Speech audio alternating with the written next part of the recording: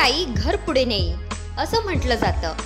अकोला जिल्ह्यातील सिंदखेड मोरेश्वर गावातील एका शिकलेल्या आईने आपले घरच नाही तर आपली शेती आणि गावालाही समोर नेले। कल्याणीताई सोनवणे असं या महिलेचं नाव आहे। विदर्भातील शेतकरी आत्महत्यांच्या अवस्थेतून शेतीकडे वळलेल्या कल्याणीताई यांनी आज आपल्या शेतातील वेगवेगळ्या आणि नाविन्यपूर्ण प्रयोगातून यशस्वी भरारी घेतली आहे। विशेष म्हणजे MA इंग्रजी असे उच्च शिक्षण घेतलेल्या कल्याणीताई यांनी प्राध्यापकाची नोकरी नाकारत खेड्यातून राहून शेतीला एक नवी ओळख दिली।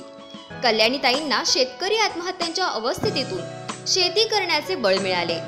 त्याच शेतकऱ्यांच्या घरातील महिलांसाठी राधाई या नावाने बचत गट सुरू केला।